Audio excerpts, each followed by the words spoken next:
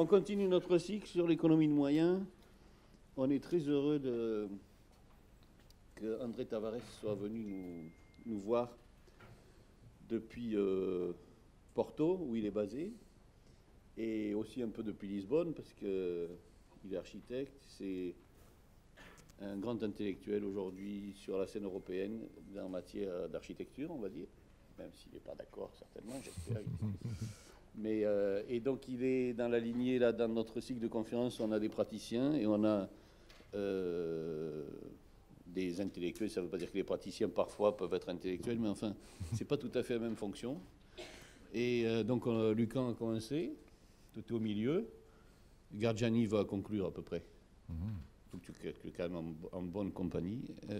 C'est important d'avoir des intellectuels comme ça. Et il y a aussi Sébastien d'ailleurs qui était par là. J'ai oublié. Je ne te vois pas assez, c'est pour ça. C'est important d'avoir des intellectuels comme ça qui se penchent sur nos activités, parce que nous, les praticiens, même les praticiens intellectuels, même les praticiens qui veulent faire de la théorie, etc., on est pris dans des temporalités qui ne sont pas les mêmes, on est pris dans des angles d'attaque et des regards sur les choses qui ne sont pas les mêmes. Et nécessairement, quand une partie de notre créativité, on va dire, ou de notre énergie, elle est consacrée à faire des bâtiments, très prosaïquement. Et quand on est purement un intellectuel, on met toute sa créativité dans le monde des idées. Et nécessairement, ça donne des résultats meilleurs. Il n'y a pas à tortiller, en tout cas spécifiques. Et qui nous informent tellement, nous, les praticiens, sur ce qu'on fait, ce qu'il conviendrait de faire, et sur le fait de comprendre la discipline d'une manière générale. André Tavares, il s'applique à ça à travers une série de livres. Déjà, il est éditeur. Il dirige les éditions Daphné, D-A-F-N-E, que je vous invite à regarder, qui sont magnifiques, vraiment, il faut le dire, en termes de contenu, en termes d'objets.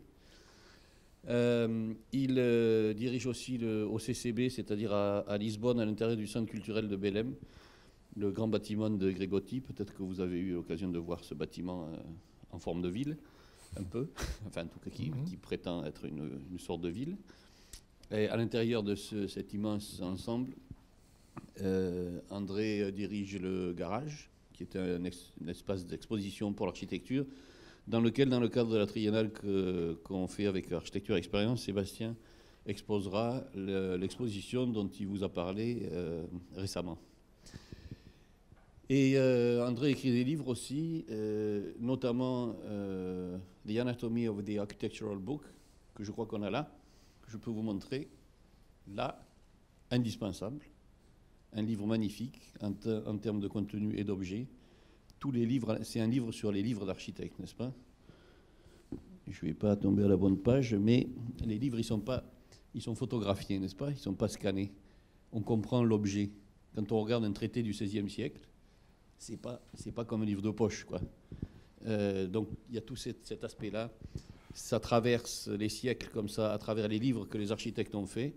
Et vous savez que c'est une grande activité des architectes depuis longtemps de faire des livres. Et c'est le livre définitif quand même sur le livre d'architecte, en tout cas au moment où on se parle. Et aujourd'hui, il va nous parler d'un vieil architecte qui a écrit un livre aussi, qui est le premier livre qui nous est parvenu, à peu près, bien que Sébastien certainement a des révisions sur ça, non? Non, c'est bon, merci. Donc il va nous parler de Vitruve. Ah, Vitruve, c'est un peu comme la Bible, le Coran, la recherche du temps perdu. Tout le monde en parle sans jamais l'avoir lu, mais on en parle tellement qu'on a l'impression de l'avoir lu. Mais du coup, c'est le genre de choses, après, quand on les lit en vrai, on se dit « Ah oui, quand même, c'était comme ça. Hein. C'est pas tout à fait comme on imaginait, en fait. » Voyez. Donc, ça vaut vraiment la peine de lire ça. Et André va nous offrir sa lecture, ce qui est déjà formidable. Merci beaucoup. Merci, Eric. Bonjour à tous. C'est un plaisir d'être ici parmi vous. Et ce que je vais vous présenter, je remercie aussi la possibilité d'essayer un travail, la présentation d'un travail que je suis en train de développer il y a quelques ans, 2 ans à peu près, dans dans un séjour que j'ai fait à Zurich, dans une bibliothèque à Einsiedeln, près de Zurich. J'ai appelé à cette présentation Vitruvius Iterum. Je ne savais pas qu'est-ce que Iterum ça voulait dire, mais c'est encore en latin. Et parce que parmi les Vitruviens et les études autour de Vitruve, il faut toujours parler latin. Et je ne sais pas le latin, mais ça m'a permis de donner un titre en latin, qui est un titre provisoire. Le titre du travail que je vous présente sera dans le futur Vitruve sans texte. Je l'écris en anglais, mais quand je l'ai traduit en français, Vitruve sans texte, j'ai eu un peu de peine à décider entre le S ou le T pour terminer le sans. Bon, bref, ce que je vous fais faire, c'est une petite biographie du livre. Ça, c'est une photo que j'ai prise à côté de chez moi, à Porto, il y a quelques semaines. Et pour me rappeler à moi-même l'importance de Vitruve, ça c'est la ville est en pleine convulsion, tout se construit, il y a des chantiers partout, et Vitruve, c'est bien une entreprise de génie civil et construction qui travaille juste à côté de chez moi. Bon, on connaît Vitruve. L'idée du travail et ce que je vous vais présenter, pardonnez-moi mon français qui parfois n'est pas très fluide, c'est un peu juste l'inverse de ce que Eric a dit. J'ai commencé à travailler sur Vitruve, je vais voir les livres de Vitruve, je ne lis pas le latin, je ne comprends rien de latin, je n'ai vraiment pas envie de parler de Vitruve. Et cette idée de Vitruve sans texte, c'est justement ne pas lire Vitruve. Et ce que je vais présenter, c'est Vitruve sans le lire. Ça c'est... Oui. Bref, Vitruve, c'est connu parce qu'il a écrit. On sait qu'il a écrit. Ça, c'est pas Vitruve et c'est pas son livre, certainement, mais ça peut nous donner une idée de ce qu'il a fait. C'est ce genre de rouleau, scrolls, je ne sais pas exactement le nom en français, avec des colonnes où il a écrit. Il a fait 10 de ces rouleaux qui avaient et ces 10 volumes ont été nommés plus tard les 10 livres d'architecture. Alors il y avait un rapport entre la structure de son traité d'architecture et sa forme elle-même, et c'est ce rapport entre forme et structure du livre, ou structure du traité, qui a donné le titre qu'on utilise aujourd'hui. Parce que sinon, dans chaque rouleau avait un titre, et ce titre, il dirait livre 1, livre 2, livre 3, livre, etc., jusqu'au 10. Vitruve était un architecte romain, pas très connu, apparemment il n'était pas très brillant comme architecte, il faisait son travail très bien, très mal, on ne sait même pas. Et à la fin de sa vie, quand il a pensé à sa retraite, il a ramassé un temps de traités, de livres, de références, et il a essayé d'organiser, de systématiser d'une façon cohérente ce qu'il faisait comme profession. Et c'est un peu ça qui a donné l'importance de son travail, de mettre dans l'ensemble, de regrouper des choses qui étaient un peu éparpillées parmi pas mal de monde, et les donner une cohérence en corpus. Et l'empereur était très content. Bon, il a donné sa retraite et à peu près il a été presque oublié.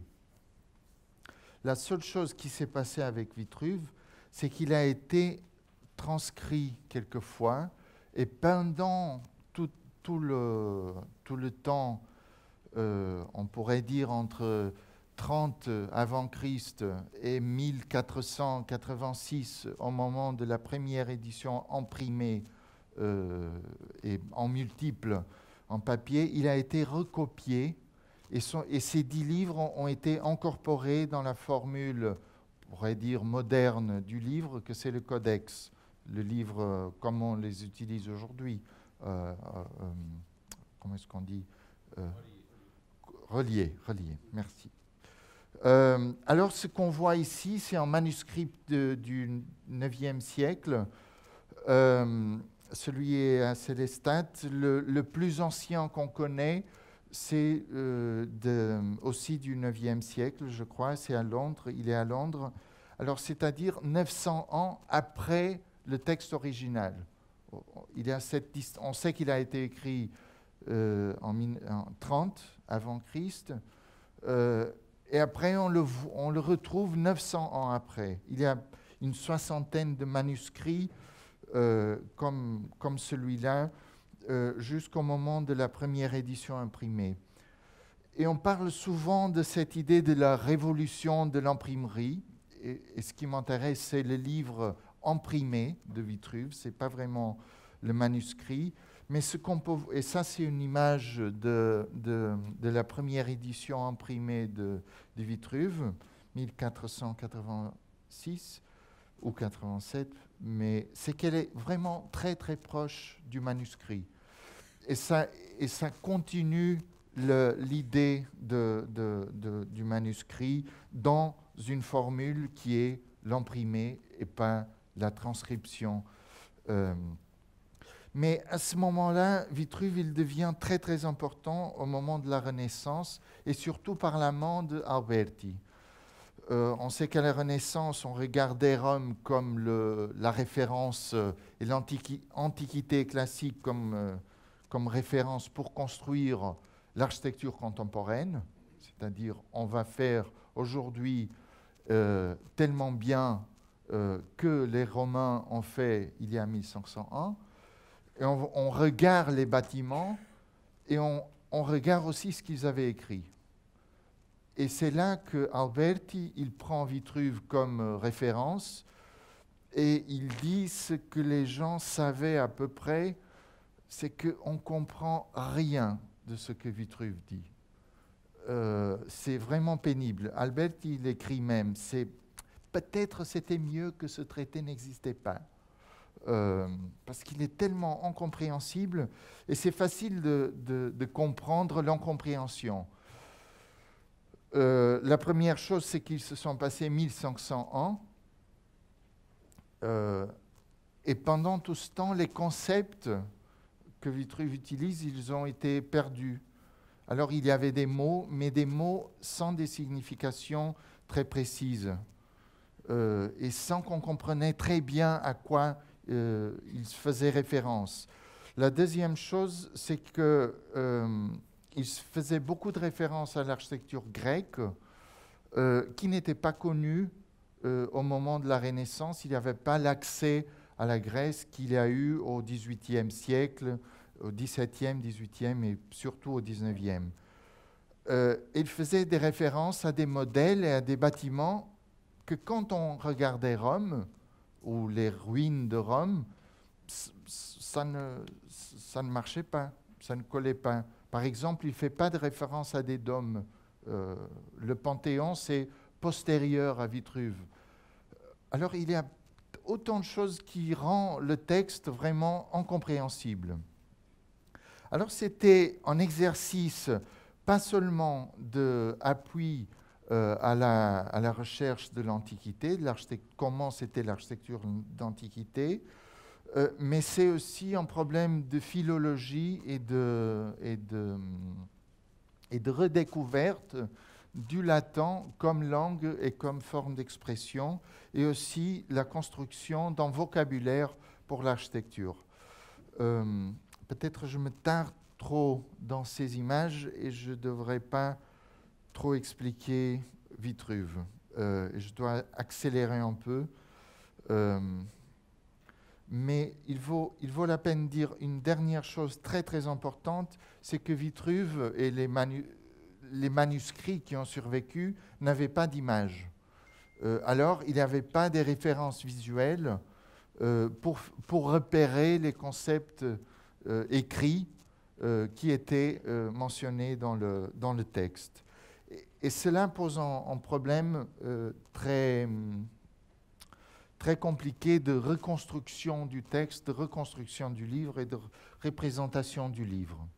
Alors, ce que je me suis amusé à faire, c'est une chronologie, et je vais essayer de la faire assez vite, et je vais un peu perdre la chronologie à un moment donné, mais c'est comprendre qu'entre 1487 et 536, il y a une édition à Rome, après il y a une deuxième à Florence, une troisième à Venise, une quatrième à Florence, qui a été copiée piratée, on pourrait dire, à Lyon. Il y a une autre à Como, après ça revient à Venise. Alors ça commence à donner une géographie d'édition, réédition, réédition des livres qui entrent en dialogue avec les uns avec les autres. Alors par rapport aux images, la chose que les premiers éditeurs de Vitruve ont fait, c'est laisser l'espace au lecteur.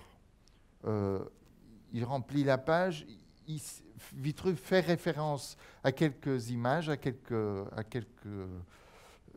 qui devraient être dans le texte, et Sulpicio, Veroli, il laisse le vide et dit « remplissez ici, s'il vous plaît ».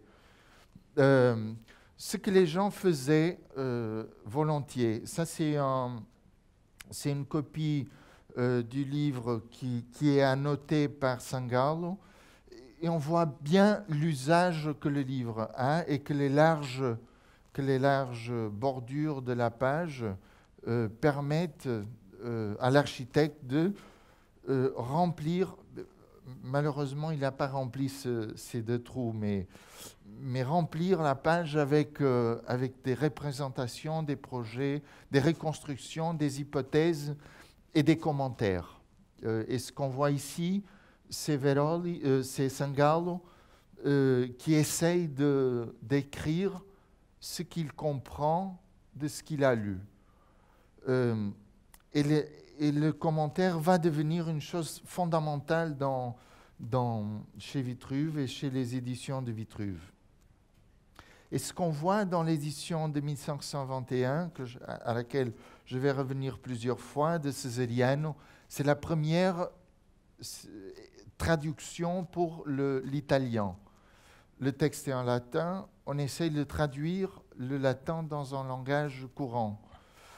Et ce qu'on voit ici, c'est Cesariano qui prend le texte original, bref, sa traduction, sa version du texte, il rajoute des images parmi le texte et il rajoute aussi le commentaire, et on voit bien que le commentaire, il est beaucoup plus parlant que le texte initial. Il y avait beaucoup plus de Cesariano que de Vitruve dans cette édition. Et ça, du point de vue graphique, ça m'a enthousiasmé beaucoup, parce qu'il y a une cage pour le texte central, et après, il y a disons, des regroupements, et ça donne une variété visuelle incroyable dans la séquence des livres. Mais ce qui est la première édition illustrée, celle qu'on a vue à Venise. Alors, ça a commencé à Rome, Florence, Venise. Et quand il arrive à Venise, il y a Fra Giocondo. Et Giocondo, il fait les dessins. Pour aider l'architecte, pour aider le lecteur, il imprime les dessins qui n'existaient pas et auxquels il fallait tout inventer. Et on voit ici la première présence des dessins. Et ça, c'est une édition qui est encore très référenciée aujourd'hui et qui est une édition in folio. Vous voyez, c'est un livre assez grand comme volume. Et ce qui est pour moi, ça a été une découverte, c'est que, bon, on sait qu'in folio, ça veut dire, c'est le format, la taille du livre. Bon, ça c'est un peu l'anatomie du livre,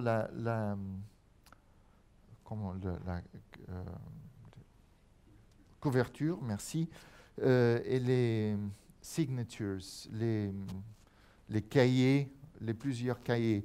Et ça correspond à l'impression d'une feuille qu'après elle est imprimée dans le front et dans le verre, elle est pliée, et le in quarto, c'est l'édition de 1511, c'est qu'elle est pliée en 4, comme le A4 à peu près.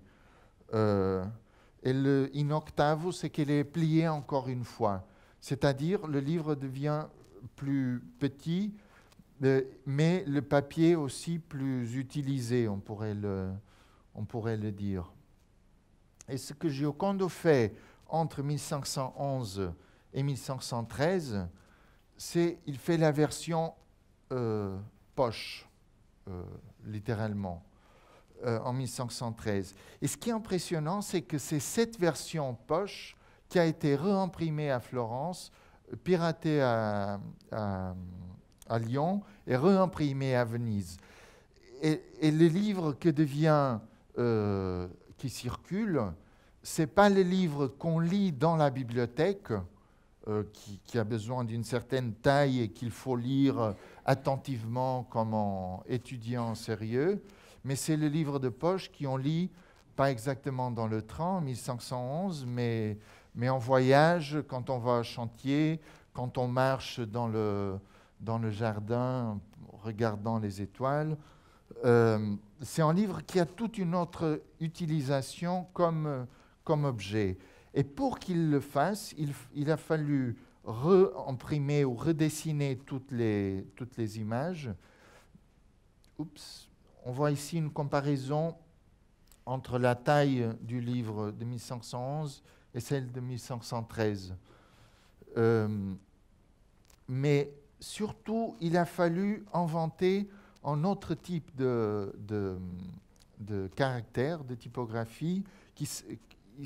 Il s'agit de l'italique, est-ce qu'on dit italique en français, ce qui a été inventé par un ami de Giocondo, Aldo Manusio, qui a demandé à un autre typographe pour faire ce genre de typographie qui permet de faire beaucoup plus compact et comprimer tout le texte dans une masse qui ne fait pas que la duplication du livre rend l'objet en petit carré mais géant, mais beaucoup plus compact. Et on voit ici, à la même taille, la comparaison entre les pages d'une forme et de l'autre. Et ça, c'est une image de la version 1513. Bref, j'ai commencé à parcourir toutes les éditions de Vitruve. Vitruve est reconnu comme cette référence. Le livre de l'Antiquité, etc.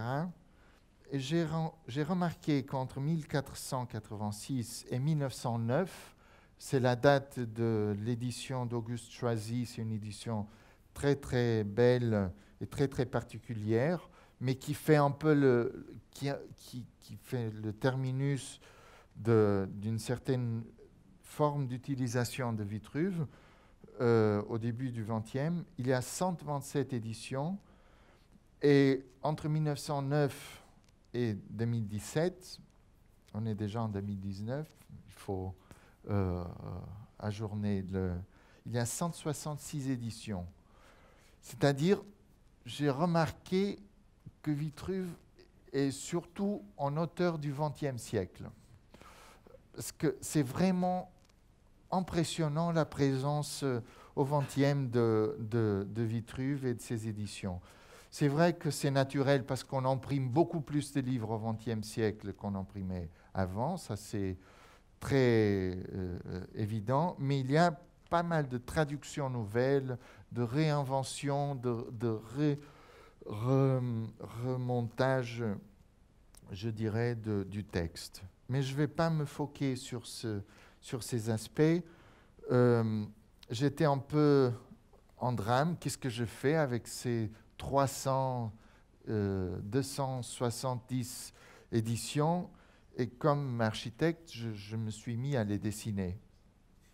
Et ce que vous voyez ici, ce sont les volumes de toutes ces éditions alignées. En général, c'est très, très monotone. C'est un travail très, très ennuyant, parce que les livres sont presque tout égaux, non? Mais j'étais très enthousiasmé à ce moment-là.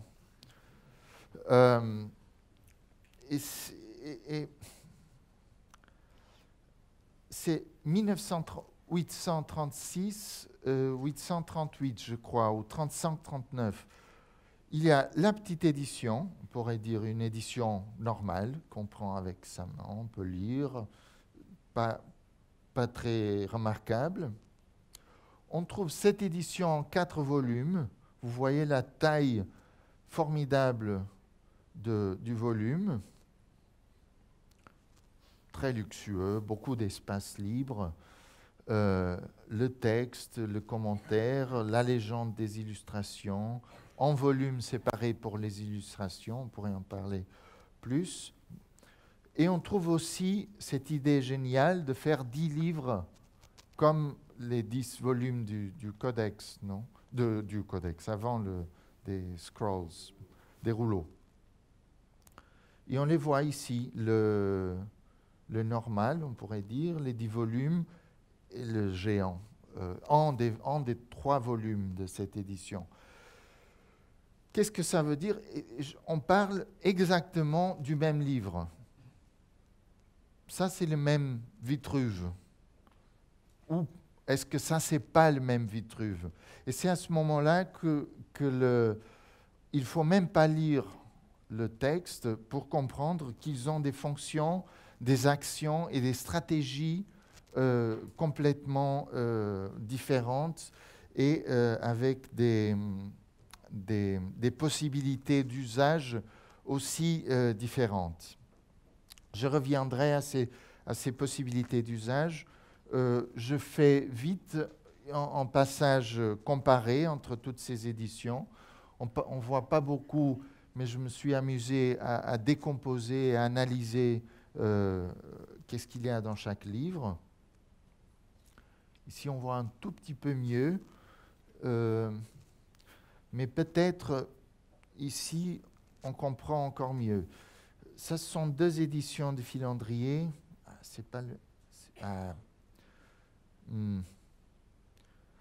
Filandrier, il introduit d'une façon très importante l'idée du commentaire.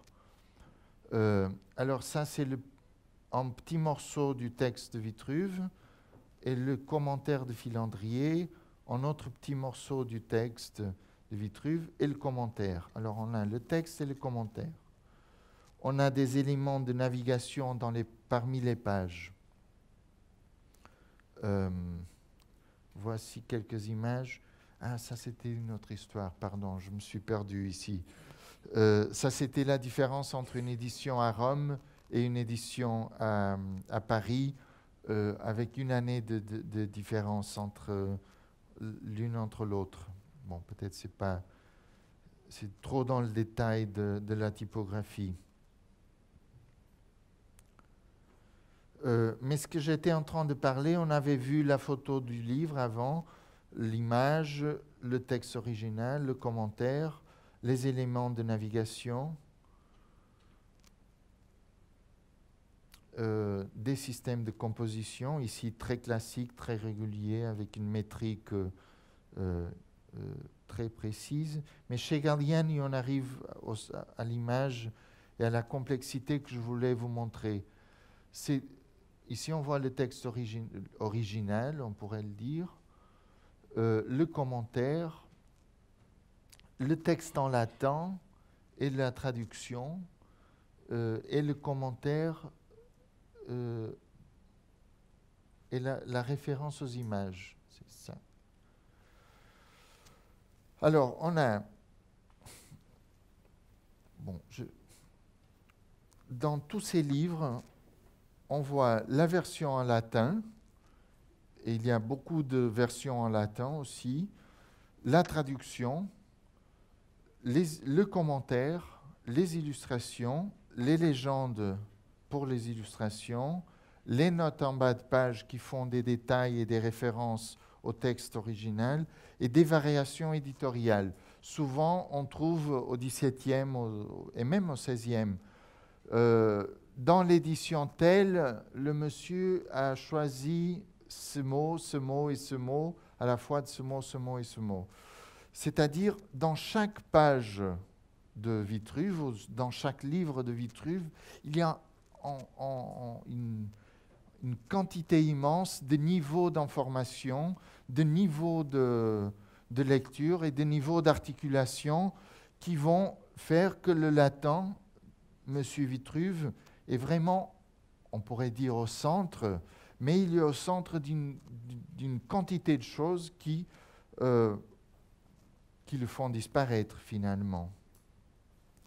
Et c'est à ce moment-là que je me suis demandé comment est-ce que j'arrive à comparer, à mettre côté à côté, à comprendre quels sont les enjeux et qu'est-ce que ça produit en tant qu'architecture. Parce que finalement, je me suis rendu compte que je passais la vie dans la bibliothèque, je voyais les livres, mais l'architecture, elle m'échappait un peu. Alors j'ai pris au livre 6, chapitre 3, premier paragraphe, l'hypothèse tétrastyle. On pourrait dire un peu par hasard, on voit ici dans une édition du 17e le chapitre 3. Hop, j'enlève cette phrase et il dit qu'il y a 5 genres de cavadium, de cours. J'explique tout de suite qu'est-ce que c'est le cavadium. Et qui peut être construit selon étant tuscan, corinthien, tétrastyle, displuviate, testudinate. Et dans le tétrastyle, les poutres sont supportées dans les angles par des colonnes, et ça c'est très bien parce que ça soulage les charges sur l'étage supérieur. C'est ça. Alors je me suis intéressé à ce mot et qu'est-ce que ça veut dire le cavadium tétrastyle dans toutes ces éditions. Ici, on voit une photo d'une maison à côté de Pompée, dans une édition de Vitruve de 2016. Et le cavadium, c'est cette partie-là. C'est quand on entre dans la maison, il y a cette cour avec le impluvium et compluvium à laquelle on entre. C'est un espace encore public de réception de la maison. Bon, bref, je prends ce petit passage et je m'amuse à comparer les projets de Giocondo, Cesariano, les illustrations. Barbaro, l'édition de Barbaro, c'est très importante parce qu'elle est illustrée par Palladio, Andrea Palladio.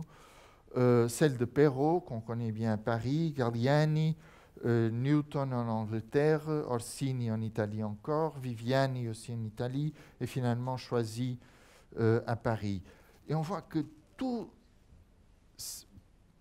il y a une variété immense pour la même ligne.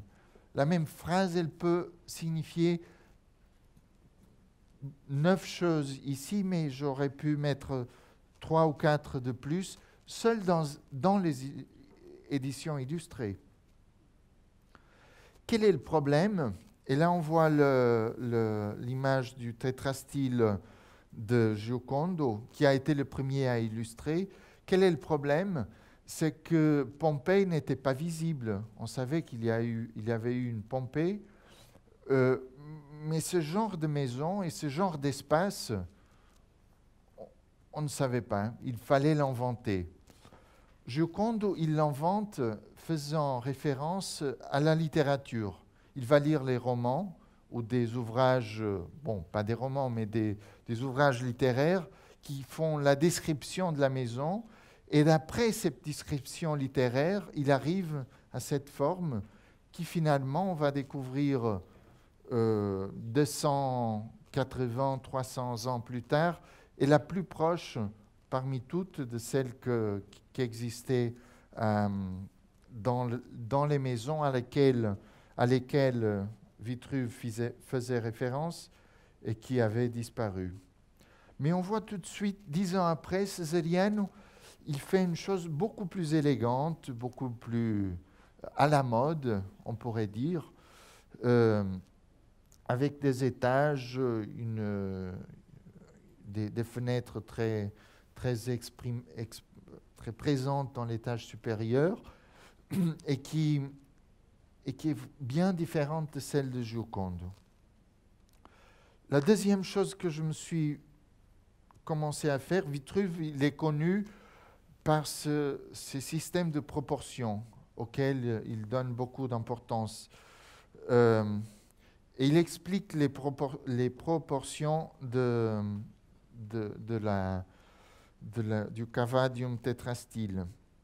Alors j'ai fait l'inverse de la perspective de Giocondo. J'ai essayé de comprendre quel est l'espace et quelle est la forme de Giocondo.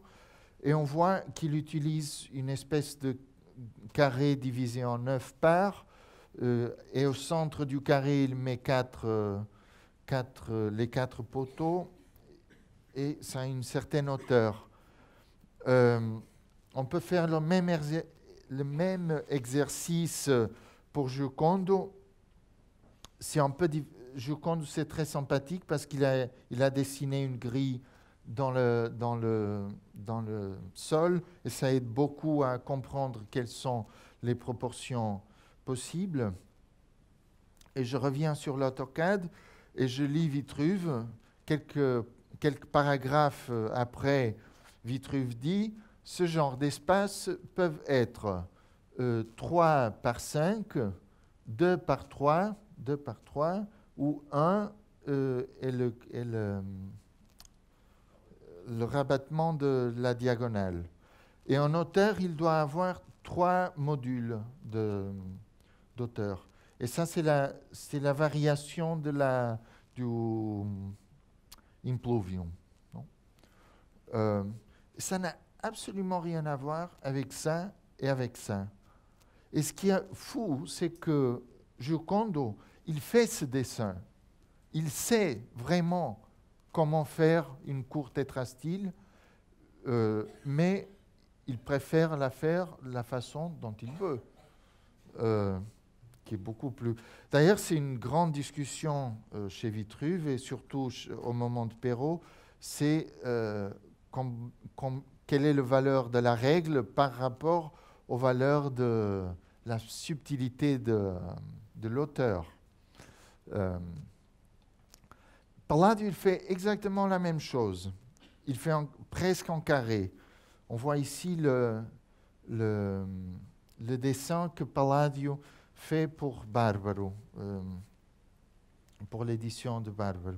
Et Palladio, c'est très, très intéressant parce qu'il est à Vicenza, il est surtout un architecte. Il commence à construire. Aussi, il fait la continuation d'un palais que Jules Romain avait commencé à bâtir et qui avait justement une salle, une entrée, disons, tétrastyle. Ça, c'est au Palazzo Thiene. Mais il fait plusieurs palazzo à Vicenza et chaque fois, il essaye de faire des cours tétrastyles pour entrer dans le palazzo. On voit ici une autre, Isepo da Porto. Il essaye aussi de faire le centre de la maison en format tétrastyle. Ce qui est très, très curieux quand on revient dans l'édition de Barbaro, c'est que dans la façon dont il rajoute la coupe avec le plan, on ne comprend pas exactement si ça c'est ouvert ou fermé. Bon, c'est clairement ouvert, mais c'est pas... le dessin, il laisse l'espace pour l'interprétation et et lui-même, il essaye les deux versions. Et je vais prendre un peu plus d'attention sur cette version de Barbariano da Porto. C'est le palazzo où il fonctionne toujours aujourd'hui, le centre Palladio à Vicenza. Parce que il va le republier dans son propre traité. C'est-à-dire, Palladio, il était architecte, il faisait des villas extraordinaires. Il a accompagné Barbaro et il a fait les illustrations pour la traduction et le commentaire de Barbaro au livre de Vitruve. Et après, en 1570, il fait son propre traité d'architecture, à l'intérieur duquel il va publier ses propres œuvres. Et ça c'est devenu, selon le musée Palladio, qui est un peu, c'est-à-dire il a un peu de parti pris, mais le livre d'architecture le plus vendu au monde. Mais c'est vrai que c'est un best-seller depuis 1570, le livre de Palladio. Et Palladio va mettre dans son livre, par exemple, on a vu la villa Piombino Desi, la salle centrale, et la voilà dans son livre. Mais ce qui est très très intéressant de voir, ce qui est assez connu, c'est que il a bâti le palazzo en 1550, 79, mais il avait déjà l'implantation du palazzo, il savait qu'il allait le bâtir comme ça, et dans l'ouvrage, il le corrige. C'est mieux comme ça. Hein, ça c'est ce qui est publiable. Ce qui donne, et aussi dans le livre, dans le 4 libres, pardon, je commence à mélanger le portugais parmi le français. Dans les 4 livres, il va publier sa version de la salle tétrastyle. Ici, c'est très évident, l'ouverture de la cour, le impluvium, qui est d'ailleurs très très petit par rapport aux proportions de Vitruve. Alors, chez Palladio, on va trouver son illustration pour Vitruve, l'illustration de Vitruve représentée dans son livre, la représentation bâtie, et le bâti représenté à nouveau dans le livre. Et vous voyez la circulation permanente entre l'action de comprendre l'Antiquité classique et la production éditoriale, et comment la production éditoriale va gérer une nouvelle production architecturale. Et on voit que lui aussi, il s'en fout de ce qu'il disait Vitruve par rapport aux proportions et à la composition de la salle tétrastyle. Vous voyez, ça sont les proportions vitruviennes, et ça c'est la proportion palladienne. Ça n'a rien à voir. Et ça se passe avec tout le monde. C'est pas seulement... si on essaye de décomposer les espaces, on trouve Galliani en 1758 qui fait à peu près ce qu'il dit en plan, mais ne le fait pas en coupe. Newton, il essaye de copier Palladio. C'est Orsini. Orsini, il va faire ce que le 3-2 de Vitruve est choisi aussi. Il est sérieux. Alors, vous voyez, c'est rare. Hein.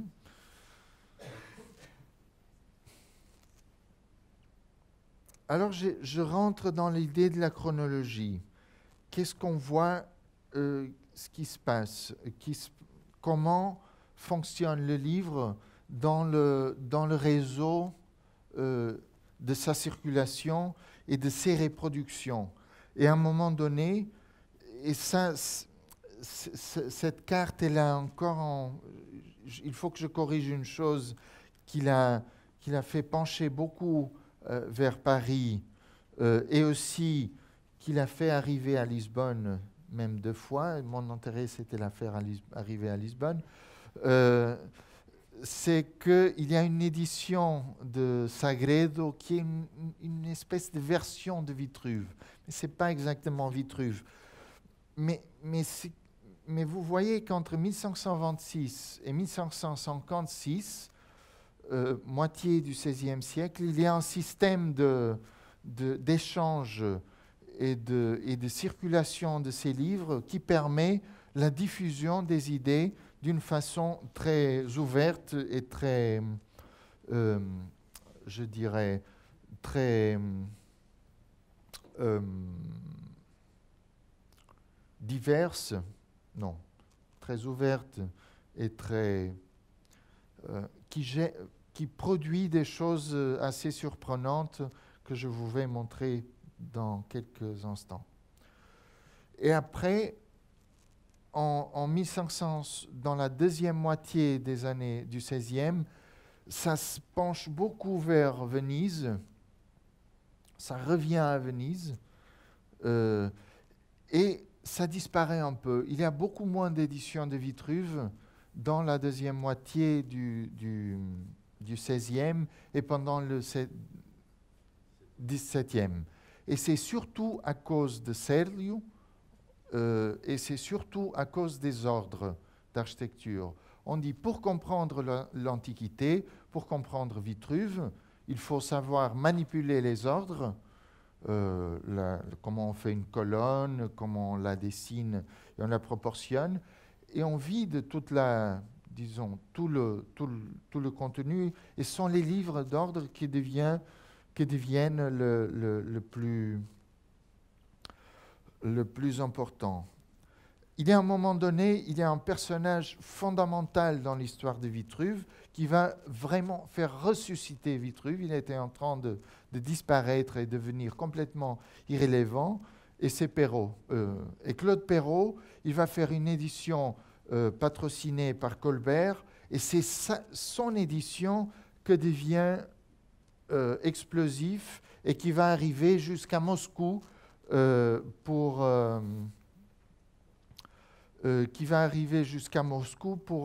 diffuser Vitruve dans des géographies un peu alternatives. Ça, c'est une autre histoire, et c'est déjà une histoire du XXe siècle, mais je profite pour dire, tout était très centré à Madrid, en Espagne. Et quand Franco est mort ou est sorti du pouvoir et après décédé, il y a eu une démocratisation de l'Espagne. Et ce qu'on voit ici sont les réimpressions de Vitruve en 1060, à la fin des années 70 et au début des années 80. Et il va être réimprimé à Lugo, Oviedo, Vitoria, Murcia, Toledo. Et on voit le système régional espagnol qui profite de la démocratie. Et comme démonstration de cette démocratie, ils vont organiser les collèges d'architecture. Et les collèges d'architecture, le premier livre qu'ils vont imprimer, c'est Vitruve. Mais bref, ça c'était en parenthèse aux années à la fin du XXe. Je reviens à Perrault et à sa absolument magnifique édition de 1673. On voit ici la salle tétrastyle avec ses dessins dessinés et gravés par Leclerc, que c'était un graveur extraordinaire, avec qui Perrault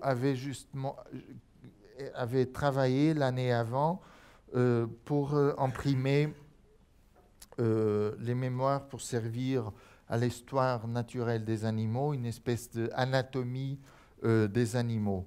Et on voit qu'il utilise le même système de découpage, de représentation, d'analyse pour cette science naissante pour l'architecture et aussi pour les animaux. C'est un livre très très luxueux. Et l'année après, 1074, Vitruve fait en abrégé. Il avait vu sûrement Giocondo, il connaissait l'histoire. Et on voit ici la dimension de l'édition de 73 et celle de 74. Surprise, ma surprise, le Perrault qui a vraiment circulé, c'est l'édition de 74. Ce n'est pas l'édition de 73. Et même s'il a réimprimé ce livre dans une deuxième édition après des disputes théoriques avec Blondel, c'est l'abrégé qui va être le livre succès, le best-seller de Perrault. Et c'est l'abrégé qui va être traduit et pour d'autres langues comme l'anglais, le russe, l'espagnol, l'italien, etc.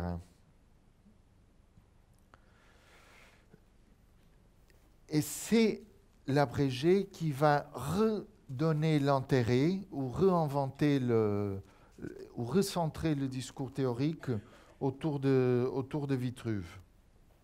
Et on voit qu'au XVIIIe, et surtout, là on est déjà au XIXe, pardon, il y a une diffusion très grande de Vitruve, mais elle se passe surtout en Allemagne.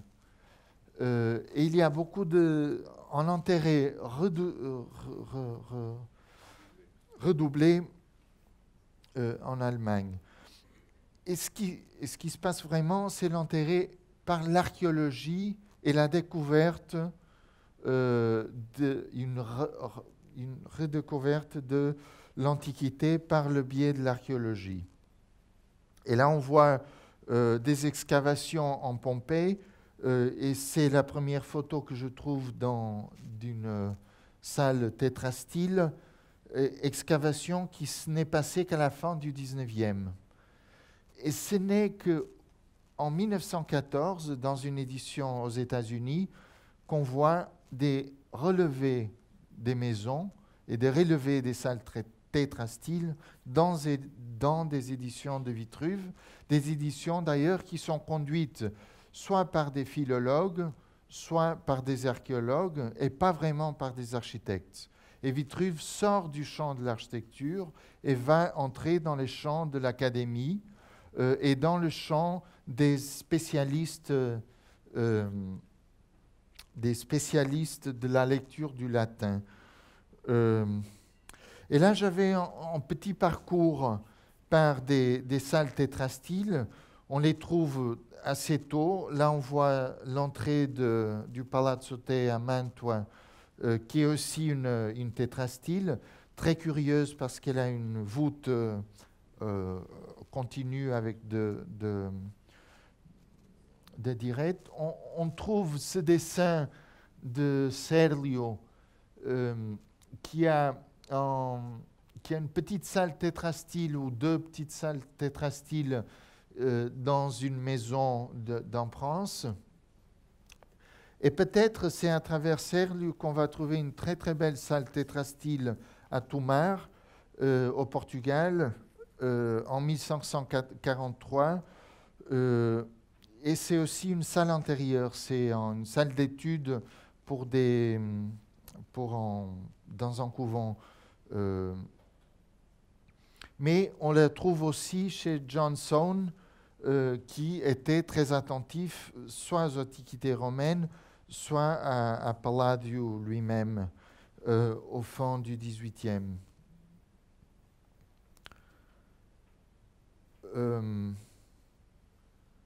Là, j'ai fait une petite confusion, mais ce n'est pas grave, parce qu'on n'oublie pas les salles tétrastyles. Et ma grande surprise quand j'ai commencé à faire ce relevé, c'est découvrir une édition incroyable de 1938, avec des impressions non, je n'ai pas des images. Des impressions d'une qualité impressionnante. Oui, on dit ça, oui. Mais là, on utilise pour illustrer Vitruve, c'est une Strausenacker, c'est allemand, c'est imprimé à Essen, 1938. Et on utilise l'architecture nazie et Vitruve comme argument pour justifier l'architecture nazie. Et ce sont des derniers moments où on trouve des éditions d'architectes autour de Vitruve. Il y a une autre édition en 1943 au Japon, ce qui me fait... J'ai rien compris de l'édition, vous pouvez imaginer, mais ça m'inquiète de comprendre pourquoi l'Empire de l'Est va reprendre l'Antiquité européenne dans un moment de guerre. Je n'ai pas compris. Bref. Et ça, c'est le cadre entre 1946 et 2018. Et on voit la dispersion et la quantité d'éditions. Et ça donne toute une autre géographie qui se complète aussi aux États-Unis, en Chine, au Japon et aussi en Amérique du Sud, à São Paulo, des traductions en portugais. On arrive à des niveaux de travail absolument incroyables. Et j'ai dit plusieurs fois, ce sont des éditions académiques. Et c'est un travail surtout académique. Et ça, c'est une concordance.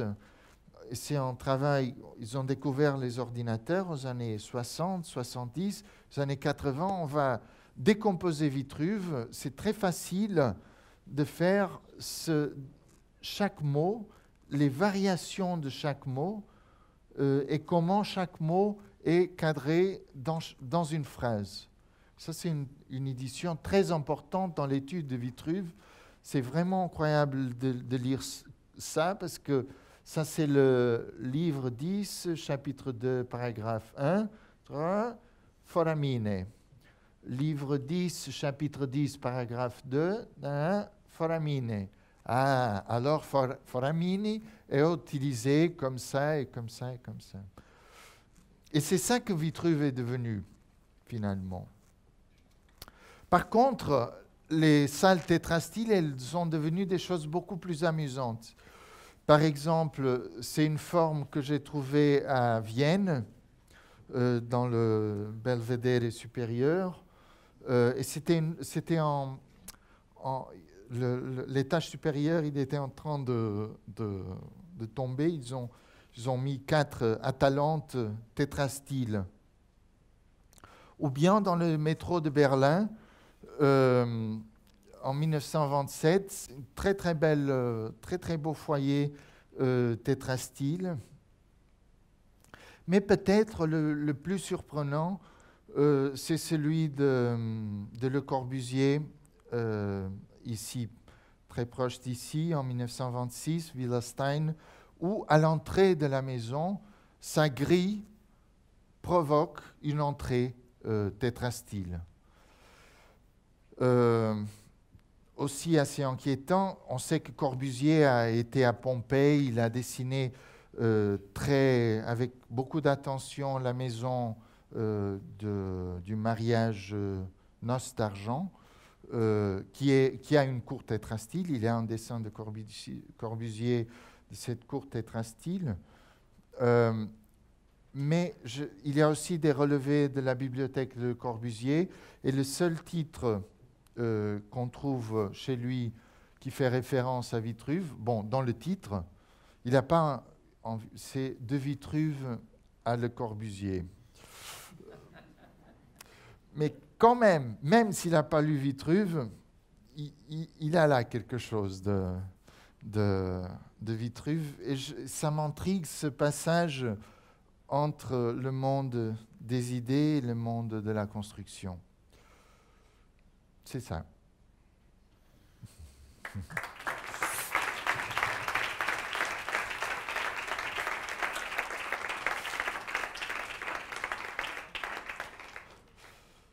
Si vous avez des commentaires, questions, je serai très content.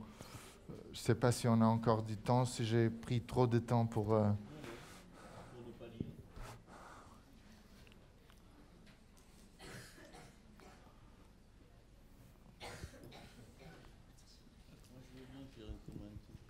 C'est pas tellement une question, mais c'est juste un commentaire peut-être pour nos étudiants là. Merci. C'est formidable vraiment de lire un livre sans le lire, de voir tout ce qu'on peut en tirer. Ça ne veut pas dire qu'il ne faut pas le lire, hein, parce que André, il sait tout ça, alors il peut faire ça, quoi. Oui. Mais ce qui est capital, c'est de voir comment la précision qu'il y a dans un travail comme ça, comment on peut faire rendre gorge vraiment à la réalité uniquement en l'observant très systématiquement, très attentivement, et on arrive à obtenir toutes ces informations qui donnent tant de nouveaux regards sur Vitruve, en fait, et une compréhension complètement différente de Vitruve. Donc c'est une première chose que je voudrais que vous soyez bien conscient de ça, d'une certaine façon, et aussi comprendre comment, même par rapport aux questions de représentation et tout ça à l'école, comment un petit livre ou un grand livre du même texte, ça n'est pas le même livre, que la forme, la manière de mettre en forme, que ce soit des bâtiments ou que ce soit des livres, ça change complètement le sens de la chose elle-même. Parce que là, c'est fascinant, c'est le même livre, il change de forme, on voit que c'était à quelle époque? 16e siècle? Oui. Qu'on se pose des questions de faire l'italique, Mm-hmm. de comment condenser le maximum d'informations sur le minimum de volume. C'est exactement les mêmes questions qu'on se pose aujourd'hui. Si on invente le MP3, c'est pour pouvoir faire de la musique, avec un son un peu pourri, mais quand même transportable. C'est exactement les mêmes questions. C'est des questions sur l'information. Et des questions aussi complètement formelles, où pour changer la taille d'un livre, il ne suffit pas de le faire en réduit. Non, il faut faire un autre projet, il faut faire un autre livre, et ça devient presque un autre livre, parce qu'il n'a pas la même fonction, parce qu'on ne le lit pas de la même manière, parce qu'on ne le lit pas dans le même rapport, la même position, comme tu expliquais, on ne le lit pas dans le train au XVIe siècle, mais on pourrait. Donc tout ça, c'est vraiment capital pour des architectes. Pas seulement parce que c'est un livre qui parle d'architecture et qui est si important pour les architectes, mais parce que ça montre comment la mise en forme n'est pas quelque chose d'extérieur à la réalité, mais la mise en forme conditionne littéralement la réalité et la signification qu'on en a, même quand, encore une fois, c'est un livre qui a l'air d'être une chose objective et que finalement, qu'on le lise en grand ou en petit, c'est la même chose. Ben, pas du tout. Donc c'est remarquable vraiment comme travail, et le caractère aussi systématique de tes cartes et tout ça, c'est important, vous qui devez faire des séminaires de recherche et tout ça. André, il est architecte. Il utilise AutoCAD pour faire de la recherche sur un livre. Il fait de la philologie sur AutoCAD. Non, mais c'est important parce que ça, c'est des outils d'architecte. À qui d'autre, ça viendrait à l'idée de redessiner 300 livres comme ça, sachant que tous les livres sont pareils, quoi. Et effectivement, ça doit être assez ennuyeux, mais bon, c'est une sorte d'ascèse comme ça. On peut faire ça en écoutant John Cage pour faire l'expérience totale. Mais c'est important parce que vous voyez que ça a l'air d'être une plaisanterie, et à la fin, ça donne tant d'informations sur l'échelle des choses. Donc, regardez les choses, les observer systématiquement, de manière vraiment approfondie, de manière verticale, quoi, pas juste en saupoudrant. Ça fait sortir ça crée de la connaissance. Donc, pour tout ça, je pense vraiment c'est un travail en soi remarquable et extrêmement pertinent dans une école d'architecture. Merci vraiment, c'est formidable. Merci Eric.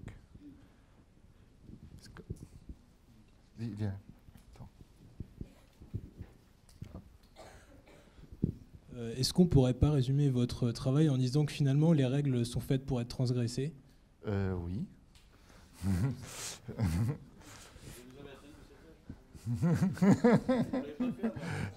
Non mais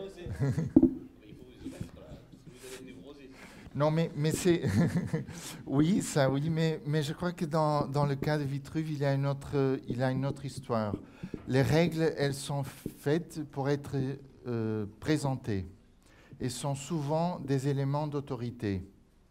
C'est-à-dire et on voit la question de Perrault c'est très évidente. Il n'avait pas une formation d'architecte. Il a réussi à avoir cette commission de Colbert pour traduire Vitruve. Et après la traduction de Vitruve, après la traduction de l'autorité vitruvienne, le bon Vitruve, il peut aller à l'académie et dire « moi, je sais tout sur l'architecture ».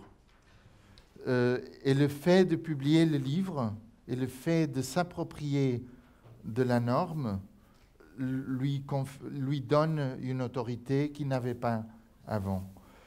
Et c'est systématique, on voit ça chaque fois, chaque édition de Vitruve, même Alberti, il a eu le même drame. Il a dit Vitruve, il n'a dit que des conneries. Et c'est justement pour dire, moi, je sais plus que Vitruve. Je l'ai absorbé et je deviens l'autorité. Et les livres, et surtout un livre comme Vitruve ou quoi que ce soit, il devient l'autorité par lui-même. Et quand c'est amusant parce que quand je dis je travaille sur Vitruve, tout le monde est là, c'est du sérieux ça, tu vois? Oui. Parce que ça a vraiment une autorité. J'ai déjà entendu Colas citer Vitruve. Je me suis demandé, mais qu'est-ce qu'il en veut? Et après, ça revient. Et ce n'est pas le livre le plus vendu au monde. Vignal, c'était beaucoup plus réimprimé, refait que Vitruve ou même Palladio. Mais ça permet de construire cette autorité. Alors, ce n'est pas du côté de qui lit, mais c'est du côté de qui écrit. Il m'oblige à dire ce que je lui dis. Mais en fait, je me disais, en écoutant la précédente question, que c'est plutôt que Vitruve, c'est fait pour être traduit. Oui. Et donc trahi. Oui. Tout à fait. Oui, c'est l'idée de l'incompréhension du texte permet l'appropriation et cette appropriation génère cette autorité. Qui est-ce qui a lu Vitruve? J'ai une question très... je ne vais pas noter. Hein, vous pouvez... Est-ce qu'il conste est-ce qu'il fait partie de la bibliographie que vous avez... livre à acheter en première année, 1. Vers une architecture de... Oui? Non? Ça va changer.